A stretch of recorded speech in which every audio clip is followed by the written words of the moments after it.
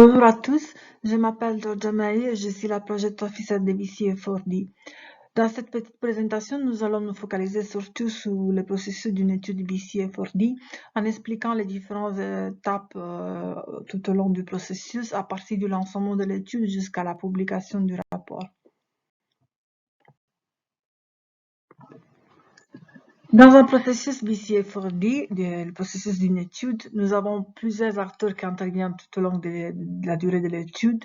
Tout d'abord, il y a la PMU, Project Management Unit, les 6 personnes qui s'occupent au quotidien de la gestion des projets et des autres activités transversales de BCA4D.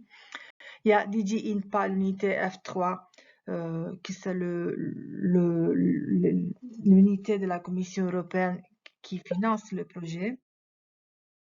Ensuite, il y a l'acteur qui demande l'étude. Normalement, c'est la délégation de l'Union européenne. Et bien sûr, bien évidemment, l'équipe des experts, l'économiste, l'expert national, l'expert social et l'expert environnemental. Bien évidemment, dans un processus BCA4D, l'acteur principal, c'est l'équipe, donc le membre de l'équipe. Vous avez 4 experts, comme nous l'avons dit, et chaque expert il a un rang spécifique dans l'étude pour rédiger sa partie spécifique du rapport, mais aussi il y a des parties du rapport qui se font en commun. Donc, vous pouvez voir dans ce diaporama, l'expert économiste, il s'occupe de répondre à la question structurante 1 et à la question structurante 2 sur l'inclusivité économique de la chaîne des valeurs, ensemble avec l'expert social.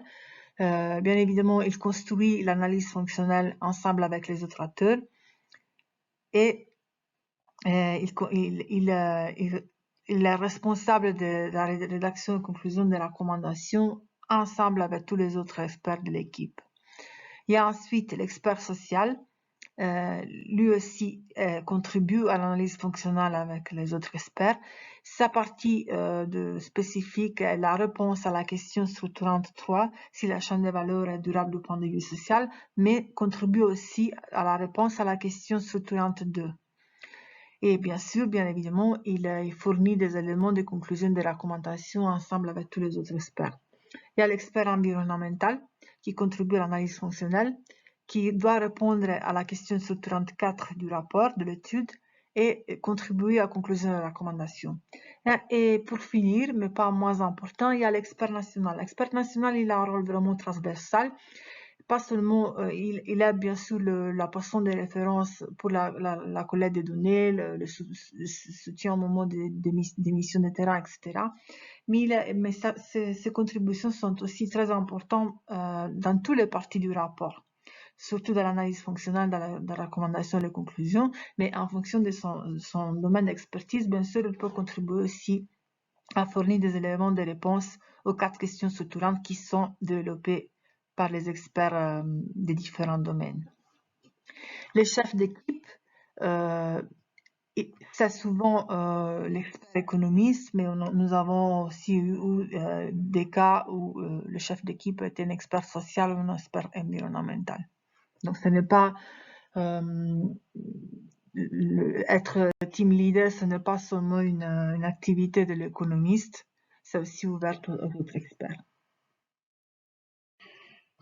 Les délivrables attendus pendant le processus d'une étude BCA4D sont plusieurs. Bien évidemment, le plus important, c'est le rapport final, qui est composé du résumé exécutif, l'analyse fonctionnelle, un chapitre pour chaque réponse aux 4 questions structurantes. Donc, les 4 chapitres sur la croissance économique, inclusivité, durabilité sociale et durabilité environnementale, et les chapitres de synthèse et conclusion. Nous demandons toujours aux experts de ne pas excéder dans la longueur du rapport parce qu'il s'agit des rapports qui doivent être utilisés par les policymakers dans la délégation de l'Union européenne. Nous voudrions recevoir des rapports qui ne dépassent pas les 100 à 120 pages maximum et surtout qui présentent des synthèses et des conclusions compréhensibles aux policymakers. Un autre document important pendant le processus est la note de marché de l'organisation COLAD. Les COLAD, une organisation qui s'occupe entre autres des études de marché internationaux, Et nous avons une collaboration avec le COLED pour la production des notes des marchés. Donc, le COLED fournira une note qui évalue le positionnement de la chaîne de valeur sur les marchés internationaux, y compris l'offre, la demande et les principaux obstacles au commerce. Cette note est importante parce que l'analyse du marché qui se fait à l'intérieur du rapport BCFOD, ça s'arrête au marché national, ça s'arrête à la frontière. Alors qu'avec la note COLED, les collègues, ils regardent aussi au positionnement de la chaîne de valeur sur les marchés internationaux. Un autre élément pendant la processus de l'étude, c'est la fiche d'étude, ce que nous appelons le study brief. Il s'agit d'un résumé des 6 pages de l'étude qui résume les éléments de réponse aux 4 questions structurantes et donne des conclusions, des recommandations mis à disposition du grand public. Donc, c'est un document de communication qui peut être utilisé pour le policy dialogue avec les gouvernements, pour toute présentation aux autres acteurs de la chaîne de valeur. Il est préparé normalement par la PMU et révisé par l'équipe ou vice-versa. Tous ces éléments, ces données, ces éléments d'analyse qui se produisent pendant le processus d'une étude BCFOD sont ensuite inclus dans notre système d'information des données.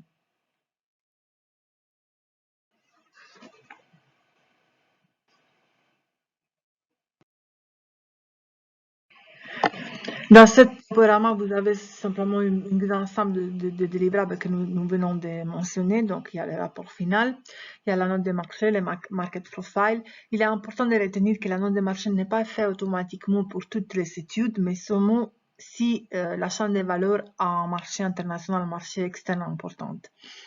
Comme vous voyez, il y a aussi le study brief et d'autres éléments d'analyse que nous mettons sur notre site de communication du projet, les Capacity for Development, sur les Capacity for Development platform.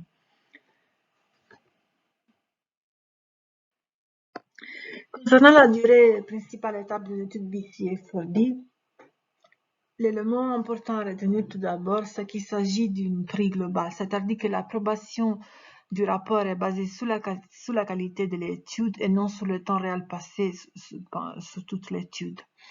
Donc, pour chaque expert, il y a 45 jours de travail, 5 jours pour le team leader et la participation à 2 missions. Le processus d'une étude BCFOD dure au moins 6 mois. Nous visons toujours à une durée qui s'adapte aux besoins de la délégation de l'Union européenne. La moyenne, c'est entre 6, 8, 9 mois. Et il est très important de respecter le timing d'une étude parce que nous devons fournir des résultats qui répondent aux besoins de la délégation européenne quand elle en a besoin. Il est important de respecter les calendriers car les informations doivent parvenir aux décideurs politiques au moment où elles peuvent être intégrées dans leurs réflexions, que ce soit pour une nouvelle programmation, pour la mise à jour d'un programme qui est en cours, etc. Il faut pas rater la fenêtre d'opportunité pour fournir cette information. Et bien sûr, pour respecter cette calendrier, ce processus, les experts trouveront un accord sur le calendrier pour les missions et pour fournir les différents délivrables tout au long de l'étude.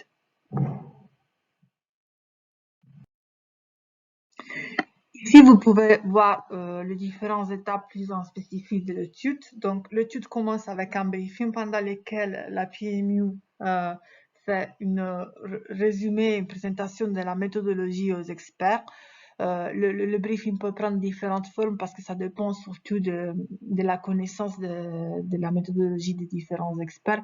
Souvent, nous travaillons avec des experts qui ont déjà fait BCFOD, donc ils connaissent la méthodologie. Donc, nous pouvons faire des briefings qui visent à spécifier certaines choses parce que la connaissance générale est déjà là.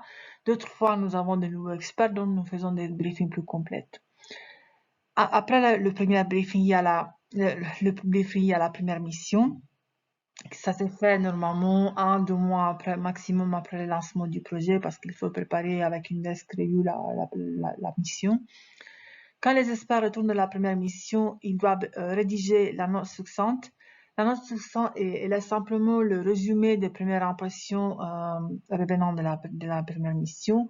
Donc, les premières hypothèses sur chaque composante de l'étude et la réflexion sur la typologie des acteurs à prendre en considération dans l'étude, les sous-scènes et différents éléments de gouvernance, etc. Il s'agit d'un document de travail interne. Il ne fait pas partie des livrables contractuels qu'il faut rendre à la fin du processus à la commission, mais c'est un document très important parce que c'est le premier moment de réflexion collective dans l'équipe. Il est très important surtout pour s'accorder tous ensemble sur la typologie des acteurs qui seront pris en considération par les différents experts dans leur analyse. Une fois la note succincte est présentée en interne à la PMU, la délégation et F3, donc il y a une discussion interne pour voir si les impressions de l'équipe vont dans la bonne direction. Après la note succincte, il y a un moment d'inscription additionnel et de préparation à la deuxième mission. Une fois la deuxième mission complétée, c'est là que les experts ils commencent à rédiger ce que nous appelons le projet de rapport final, Draft Final Report. Le Draft Final Report est le rapport complet de l'étude avec tous les composants que nous avons mentionnés, donc l'analyse fonctionnelle, la réponse aux 4 questions structurantes, la synthèse et les recommandations, conclusions. Et le fait que ça soit considéré comme un projet de rapport, donc un draft, c'est parce que ce draft, il est présenté au débriefing final et il peut recevoir des commentaires. Donc, il reçoit d'abord le contrôle de qualité de la PMU. Nous finalisons ce draft avec vous. Nous le présentons au débriefing avec la Commission européenne, F3, la délégation de l'Union européenne, les experts et la PMU. Et après le débriefing, nous collectons tous les commentaires pour pouvoir finaliser le rapport.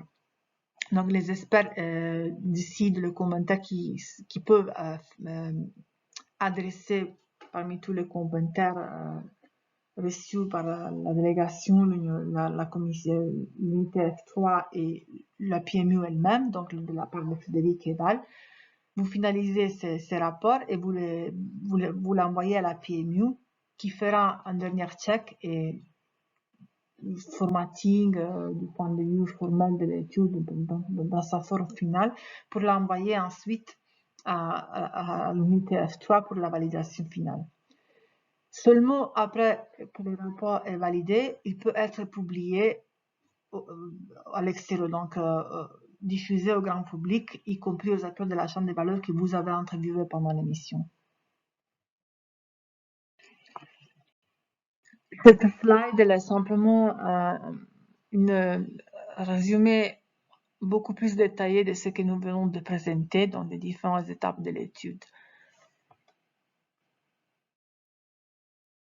En se focalisant un peu plus sur le délivrable le plus important, le rapport final, comme vous pouvez le voir, le rapport final a une structure bien précise que nous avons rédigée pour vous parce que nous voulons vraiment que vous structurez votre analyse en fonction de la réponse aux 4 questions structurantes.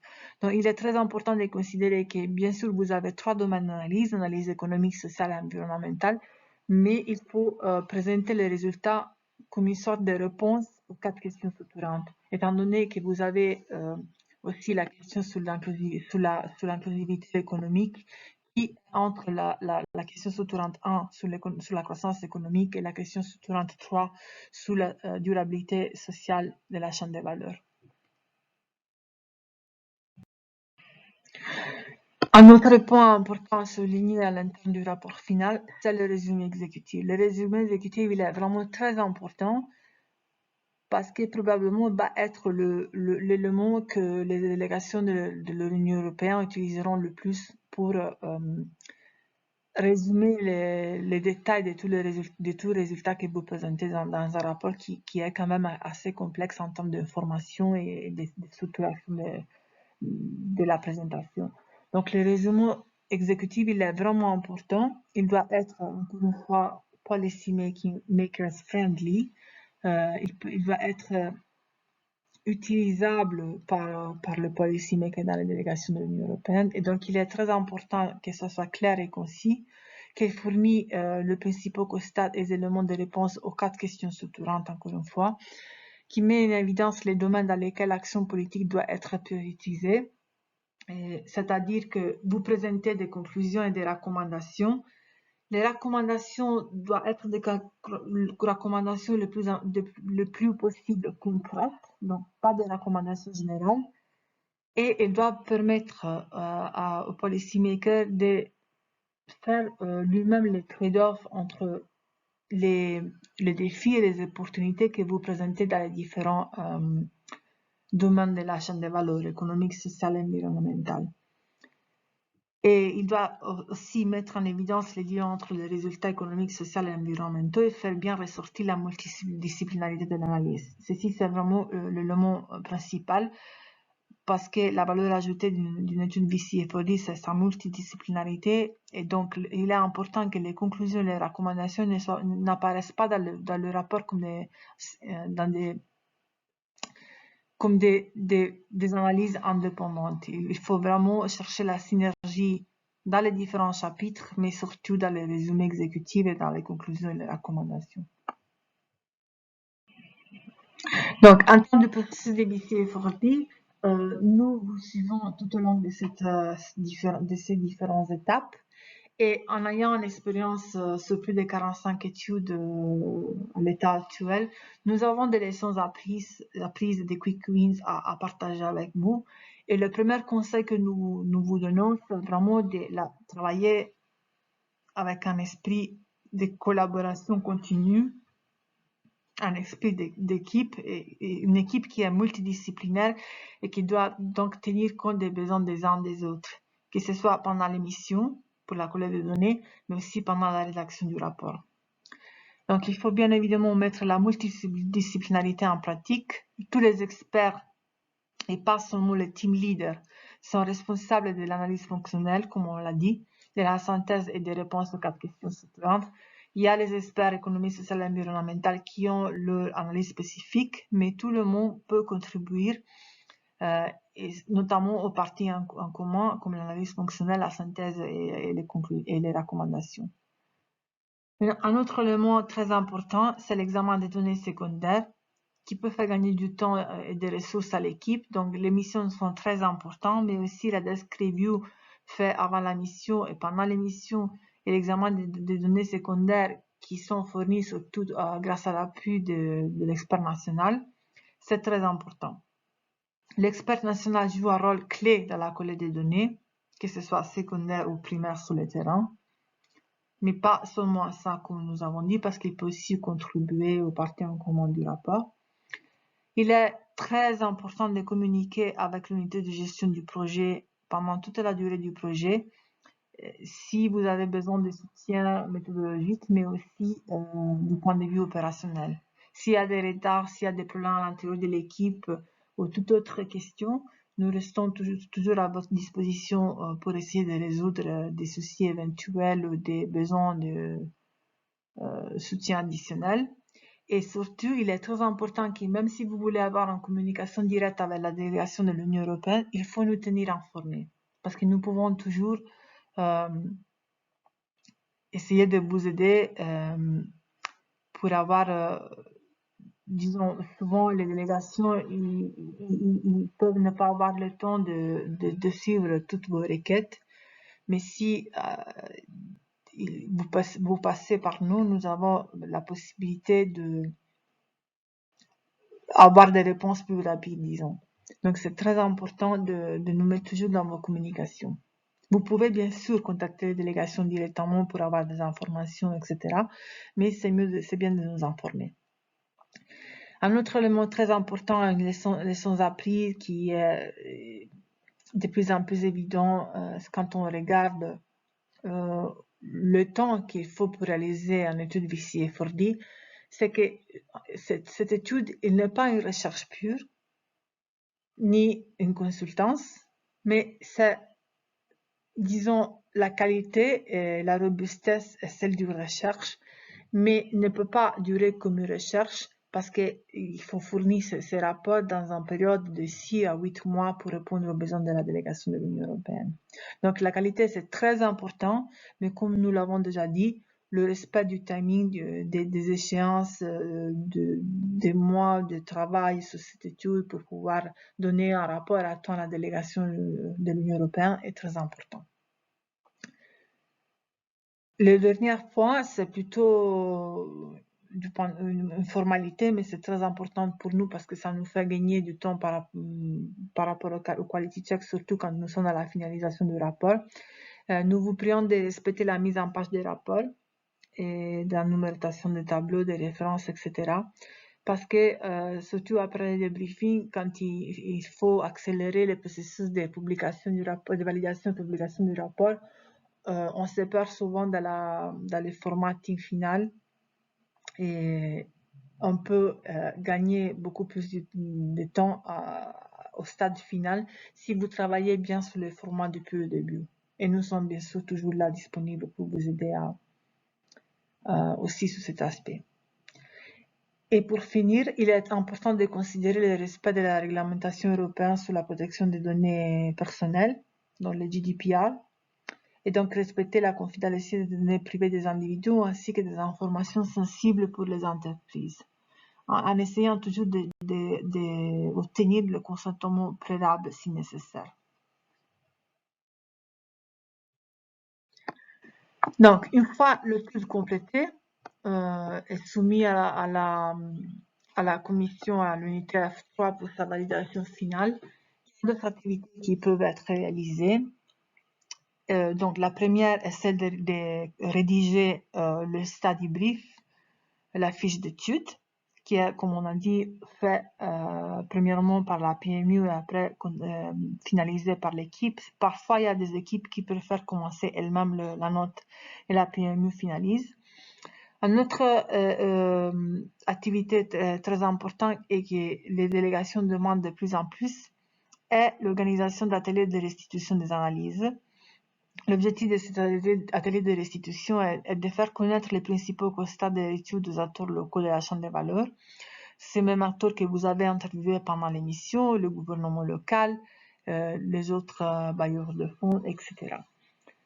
Il s'agit d'une activité qui est en dehors du processus BCFORD, c'est-à-dire que si la délégation demande un atelier de restitution, il y aura un autre contrat pour les experts avec d'autres jours de travail. Et cet atelier, il peut être organisé même quelques mois, plusieurs mois après la finalisation de l'étude, toujours en fonction de la demande de l'Union européenne, de la délégation.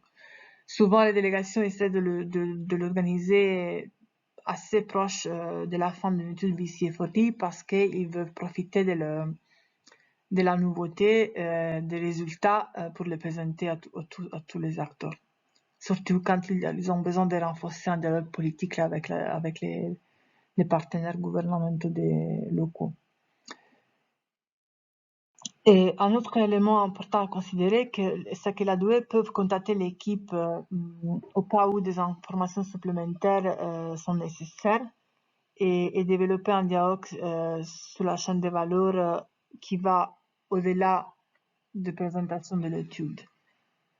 Notre projet, bien sûr, il est toujours disponible pour créer des termes de référence spécifiques sur des actions spécifiques post-étude. Par exemple, s'il y a des éléments que la délégation de l'Union européenne considère important d'analyser plus en profondeur en fonction de vos recommandations et conclusions, les projets BCFOD peuvent être mobilisés pour soutenir les délégations dans ce sens. La DOE peut aussi demander des mises à jour des études pour apprécier et interpréter correctement les changements dans les temps des opérations dans la chaîne de valeur. Et ensuite, un autre élément très important, ceci surtout pour vous en tant que chercheur, c'est la possibilité de faire des publications entre les experts d'une étude, parmi les experts d'une étude, et contribuer à notre activité de diffusion des leçons apprises sur les études, ainsi que de création d'un pool d'experts et une communauté de practice autour de ces études.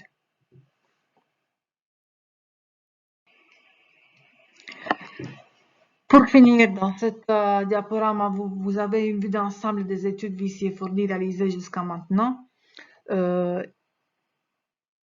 Nous avons fait, le diaporama ne comprend pas les dernières études. Nous avons fait jusqu'à maintenant, nous avons complété 45 études et nous avons lancé en cours de finalisation et en phase d'implémentation 15 études actuellement.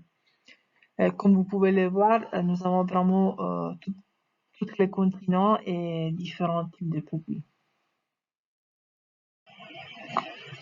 Dans ces dernières slides, je voudrais tout simplement vous remercier de votre aimable attention et vous dire que la PMU reste toujours disponible pour vous soutenir tout au long du processus de l'étude, pour toutes votre requêtes de clarification, besoin d'éclaircir des éléments de fonctionnement à l'intérieur de l'équipe, rétablir des échéances, avoir des clarifications sur les différents délivrables et vous appuyer bien sûr sur le contenu de l'étude. Merci encore et à bientôt.